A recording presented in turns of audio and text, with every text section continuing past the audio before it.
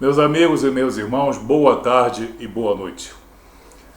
A fé cristã, a fé na obra redentora de Jesus, o cristianismo, ele avança sobre a face da terra através dos séculos, salvando vidas, no caso resgatando vidas e disseminando a vontade de Jesus para todos nós, homens e mulheres de todas as raças, tribos e nações.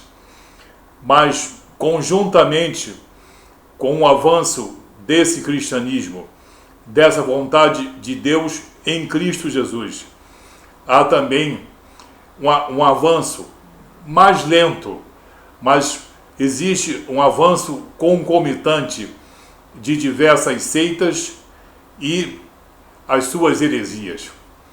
As seitas são grupos religiosos que se baseiam em princípios doutrinários que são contrariamente aversos às Escrituras Sagradas.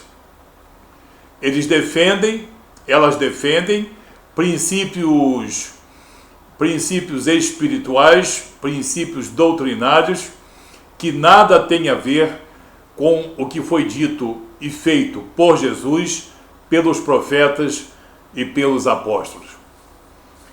Elas defendem princípios que invariavelmente são contrários à fé cristã, à vontade de Deus, à vontade de Cristo, à vontade do Espírito Santo. Desmentem os profetas, deturpam o que Jesus disse e o que Jesus fez e também tentam lançar descrédito aos apóstolos. Mas apesar de tudo isso, a fé cristã, no caso, avança. Mas cabe aqui uma advertência de todos nós, que temos a incumbência de disseminarmos a palavra e de exortarmos as pessoas a que se precavenham dessas seitas. Porque se as pessoas pretendem ter uma vida com Deus, uma vida espiritual, se pretendem ser pessoas reconciliadas com Deus, vão conseguir isso dentro do cristianismo e não dentro das seitas e das doutrinas. Porque essas heresias são, no caso, afirmativas contrárias à vontade de Cristo, e vamos incluir os profetas e os apóstolos também. Eu separei aqui 6 exemplos que fazem com que as seitas avancem e muitas pessoas incautas sejam vítimas dessas seitas e das suas heresias. Em primeiro lugar, eu vou citar o desconhecimento da palavra. Sim, o desconhecimento da palavra de Deus, como está nas Escrituras Sagradas, e unicamente nas Escrituras Sagradas, nos 66 livros que compõem a nossa Bíblia cristã. O desconhecimento da palavra auxilia na disseminação dessas seitas e também faz com que muitas pessoas se façam sujeitas a elas e caiam em suas armadilhas.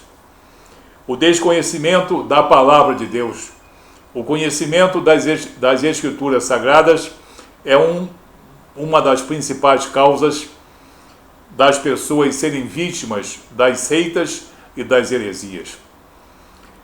Nos afirma o apóstolo Paulo em 2 Timóteo, capítulo 2, versículo 15, quando Paulo recomenda: procura apresentar-se a Deus aprovado, como obreiro que não tem do que se envergonhar, que maneja bem a palavra da verdade.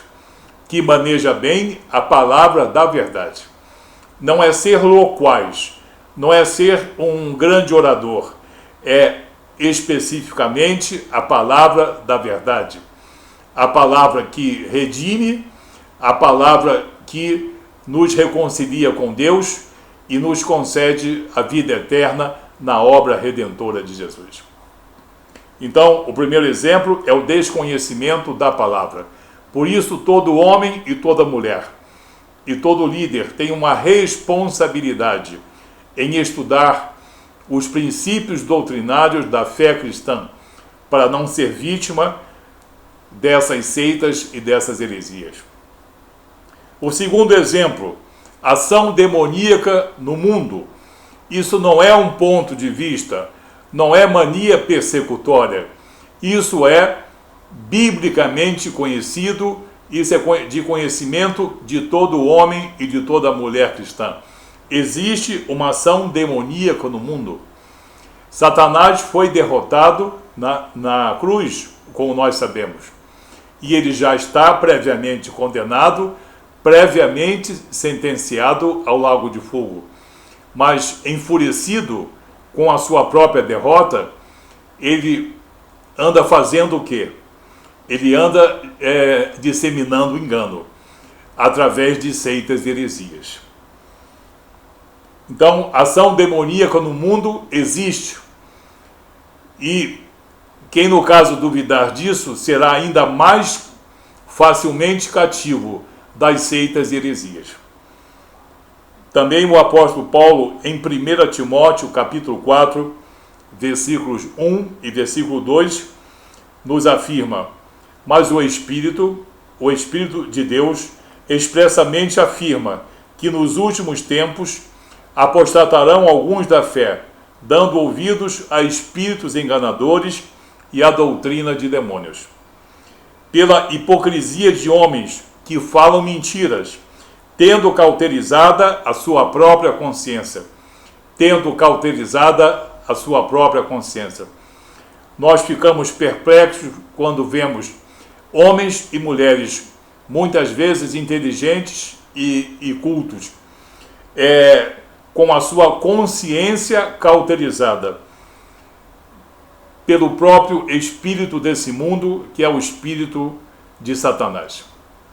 Então, a ação demoníaca no mundo facilita a disseminação de seitas e das suas heresias e faz com que pessoas ingênuas, pessoas incautas, pessoas sonhadoras, principalmente jovens, sejam vítimas dessa ação demoníaca no mundo. O terceiro exemplo que nós temos, e que isso é bastante frequente, frequentíssimo, eu diria, inimizade contra a cruz. Sim, inimizade contra a cruz, mas não é qualquer cruz que se escreve com C minúsculo, é aquela cruz que se escreve com C maiúsculo sempre, porque é a cruz de redenção, é a cruz de nosso Senhor Jesus Cristo, a cruz imissa, a cruz latina, a cruz vazia. Nós cristãos não apresentamos Jesus preso à cruz, porque ele não está preso à cruz. Ele está liberto, ele é espírito puro e perfeito e glorioso à destra de Deus Pai. A sua cruz está vazia, porque ele venceu a cruz. A cruz tem muitos significados que nós não vamos dizer aqui. Vamos deixar isso para um outro vídeo, para uma outra oportunidade. Mas a cruz de Cristo simboliza a redenção e simboliza a vitória de Deus contra Satanás através da obra redentora de seu Filho amado Jesus Cristo. Então, muita gente não gosta, muito menos Satanás. Muitas doutrinas humanistas detestam essa cruz, porque essa cruz simboliza a soberania de Jesus e a redenção que somente Jesus pode trazer, porque o homem não pode redimir-se a si próprio por nenhum meio. Então, inimizade contra a cruz. Paulo, em Filipenses, capítulo 3, versículo 18, muito bem adverte: porque muitos há, dos quais muitas vezes vos disse, e agora também vos digo, chorando, que são inimigos da cruz de Cristo. Meu amigo, meu irmão, não duvide disso. Não duvide disso, inimizade contra a cruz. Como eu disse, a cruz imissa, a cruz latina, não é a cruz romana. A cruz dos malditos é a cruz que foi transformada de maldição em cruz de redenção. Então, inimizade contra a cruz sustenta e aperfeiçoa muitas seitas e heresias. Em quarto lugar, o descaso da própria igreja. Estamos criticando a igreja? Não, estamos criticando agora, no caso exortando, algumas congregações e alguns líderes que, mesmo sendo cristãos, não utilizam da singeleza e da autoridade que foi concedida a todo homem e toda mulher cristão, principalmente evangelistas, pastores e mestres. O descaso da própria igreja, pregando um evangelho muitas vezes triunfalista, pregando um evangelho em que você se sente aquele super-homem que pode tudo, em que você se sente como uma pessoa que dá uma moeda de prata e vai receber 10 moedas de ouro. Esse evangelho é pregado em todo o mundo, mas não é o evangelho que é pertinente às congregações cristãs, onde se prega um evangelho legítimo, redentor e também reconciliador. Mas há pessoas que fogem a esse padrão ouro e pregam esses evangelhos triunfalistas e que são para, no caso, acariciar o coração de homens e mulheres, mas não são para modificar o espírito. O descaso da própria igreja.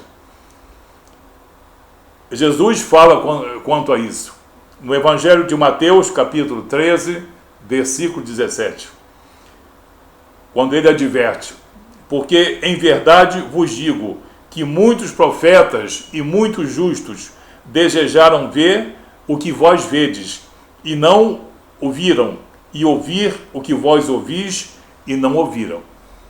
Jesus está dizendo aqui: muitos príncipes, muitos reis e muitos homens poderosos, muitos sábios e muitos filósofos, século após século, quiseram ouvir uma palavra que fosse do próprio Deus, vinda do próprio Deus, e jamais ouviram, jamais conseguiram. Agora Jesus disse: eu estou entre vocês, eu vos dou boa doutrina, eu vos trago as boas novas, eu vos trago a salvação, eu vos concedo poder na palavra e no Espírito, e muitos de vocês desprezam essa palavra, desprezam esse poder e essa autoridade que eu, Jesus, concedo à igreja cristã. Isso não se ensina muitas vezes, mas todo homem, toda mulher que é realmente cristão, na palavra e no Espírito, tem poder e autoridade sobre qualquer outra palavra e sobre todo principado e potestade. Mas muitos abdicam dessa verdade e pregam um evangelho que não é aquele evangelho no caso desejado por Jesus. Como eu disse, reconciliador e também regenerador. Então, o descaso da própria igreja, em algumas vezes, talvez e muitas vezes, seja um dos responsáveis pela disseminação das seitas e heresias. Porque se o homem cristão usa da sua autoridade e da sua palavra, né, quando ele abre as escrituras sagradas e põe o seu dedo nos pontos certos que o mundo detesta, se nós fizéssemos todos isso e sempre fizéssemos, as seitas e heresias já teriam todas fracassados de modo definitivo. Como quinto exemplo, a deturpação da personalidade de Cristo, deturpar a personalidade de nosso Senhor Jesus Cristo é um dos grandes objetivos das seitas e heresias. Fazer de Jesus um ser humano diferente, mas um ser humano apenas. Não, ou fazer dele um profeta, ou fazer dele apenas um emissário de Deus, ou fazer dele um homem superdotado, um homem que, digamos, evoluiu espiritualmente e também moralmente, mas jamais considerá-lo como Deus e Salvador, como soberano e Senhor. E frequentemente esse Jesus é um arquétipo, digamos, humanista, um arquétipo até de extraterrestre, mas nunca como Deus e como soberano. Deturpar a personalidade de Cristo. Paulo, quando escreve a Tito, no capítulo 2, versículo 13 e 14, afirma, falando da volta de Jesus a Tito, depois dele discursar sobre a obra redentora, ele fala, aguardando a bem-aventurada esperança e o aparecimento da glória do grande Deus e nosso Senhor Jesus Cristo. Do grande Deus e nosso Senhor Jesus Cristo. Theos. Theos significa única e exclusivamente Deus. Deus mesmo, da triunidade santa. E soberano, Senhor, o Curios, aquele que exerce soberanamente sobre todo espírito, sobre todo principado e potestade, o seu poder espiritual, irresistível, porque o seu calcanhar está sobre o pescoço de todo principado e potestade.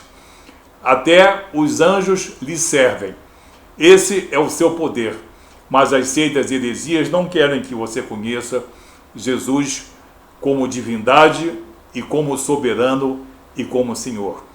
Querem que você veja Jesus como um bom moço, um moço gentil e um moço delicado, nada mais, nada menos que isso. Então, deturpar a personalidade de Cristo é um dos principais objetivos das seitas e das heresias. E em último lugar, a perversa interpretação da palavra. A perversão dos métodos de hermenêutica e também de exegese, para fazer com que certos pontos das Escrituras Sagradas sejam erroneamente interpretados. Na Epístola de Pedro, em 2 Pedro, capítulo 3, versículo 15 e versículo 16, o apóstolo Pedro diz: e tende por salvação a longanimidade de nosso Senhor, como também o nosso amado irmão Paulo vos escreveu, segundo a sabedoria que lhe foi concedida. Falando disto, como que em todas as suas epístolas, entre as quais há pontos difíceis de compreender, que os indoutos e os inconstantes torcem, que os homens indoutos e inconstantes distorcem, e igualmente as outras escrituras, para a sua própria perdição. Para a sua própria perdição. Então nós citamos aqui 6 exemplos que sustentam seitas e heresias e que podem fazer com que muitas pessoas incautas e pessoas ingênuas sejam vítimas desses itens que nós citamos aqui. O desconhecimento da palavra de Deus, da palavra verdadeira. É a ação demoníaca sobre o mundo. Inimizade contra a cruz de redenção. O descaso, muitas vezes, da própria igreja cristã. A deturpação da personalidade de Cristo e a interpretação perversa das Escrituras Sagradas, utilizando de falsa exegese e de falsa hermenêutica. Cuidado que as seitas, elas carregam heresias, e essas heresias destroem completamente o relacionamento com Deus,